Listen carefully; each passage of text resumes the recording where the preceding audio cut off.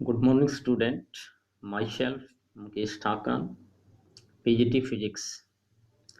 Student, today I will teach you the effect on capacitance when a dielectric or a conducting slab is inserted in between its plate. Whenever we insert a dielectric or conducting slab between the plate of capacitor, then what is the effect on its capacitance? जब भी हम किसी capacitor की plate के अंदर कोई slab insert करें या तो डाइलेक्ट्रिक या कंडक्टिंग, तो उसके कैपेसिटेंस के ऊपर क्या इफेक्ट पड़ता है. So student, first we take the effect with conducting slab. Student, as we know that the capacity of a parallel plate capacitor, it is given by C naught equals to epsilon naught by D with air or vacuum between its plate. जब कोई भी medium नहीं होता plates के बीच में, तो parallel plate capacitor की capacity होती है C naught equals to epsilon naught by D. ठीक है, ये हमने C naught लिया है वैक्यूम के लिए, वैसे हम इसको जनरली C लेते थे, C equals to epsilon naught by D.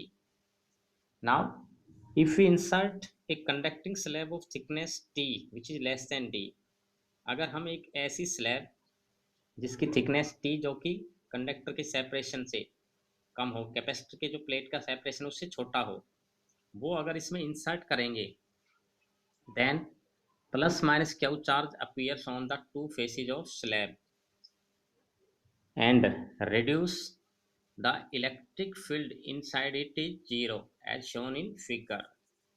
इससे क्या होगा, इसका इलेक्ट्रिक फील्ड जीरो रिड्यूस हो जाएगा. देखिए कैसे. स्टूडेंट, ये हमारे पास एक कैपेसिटर की प्लेट है, plus minus you can see it, plus q charge minus q charge, and this one is conducting slab. We introduce the conducting slab. So due to the applied field E naught, there is an another field opposite to it. क्योंकि इसके दोनों surfaces पे बराबर charge है, तो इसके लिए conducting slab का नेट इलेक्ट्रिक फील्ड क्या हो जाता है, जीरो हो जाता है. इसके इनसाइड में कोई चार्ज है नहीं और सरफेस पे इक्वल और अपोजिट है, तो इसलिए इसका net electric field conducting slab का क्या है, जीरो. तो अब जब हमने कंडक्टिंग स्लैब इसमें इंट्रोड्यूस कर दी, you can calculate the potential between the plate of capacitor as given. Then potential difference between the plate is V equals to E naught D minus t. E naught D minus t हमने क्यों लिया, क्योंकि जो अब potential है वो केवल इतने रीजन में ही इफेक्टिव है, यहाँ से यहाँ तक का रीजन और यहाँ से यहाँ तक का, मीन्स जो डी सेपरेशन था उसमें से टी को हमने सब्ट्रैक्ट कर दिया, क्योंकि टी रीजन में इलेक्ट्रिक फील्ड क्या है, जीरो हो गया है. So you can take, if we substitute the value of sigma, आपने पहले पढ़ी होगी, सिग्मा होती है सरफेस चार्ज डेंसिटी, और सरफेस चार्ज डेंसिटी क्या होती है, चार्ज पर यूनिट एरिया. तो सिग्मा की वैल्यू हम सब्स्टिट्यूट करेंगे Q upon A epsilon naught D minus T as it is रखा हमने. और now you can determine the new capacitance. अब आप नया कैपेसिटेंस कैलकुलेट कर सकते हो C equals to Q by V से.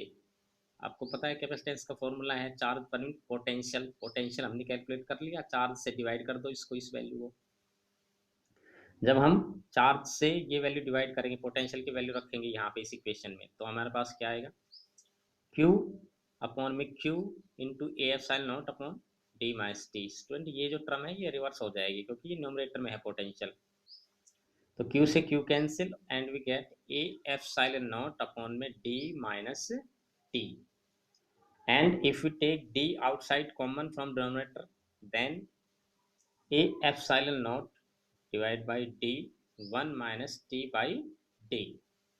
This is the new capacitance. From this equation you can see that capacitance is increased when we insert a conducting slab in between its plate.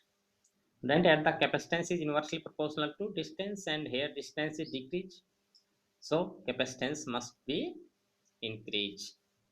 So clearly you can understand that capacity C is greater than C naught. C naught is the capacity without any conducting slab, and C is the capacitance with the conducting slab.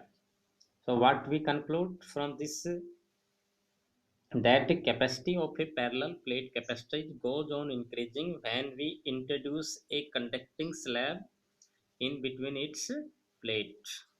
Okay, thank you, have a good day.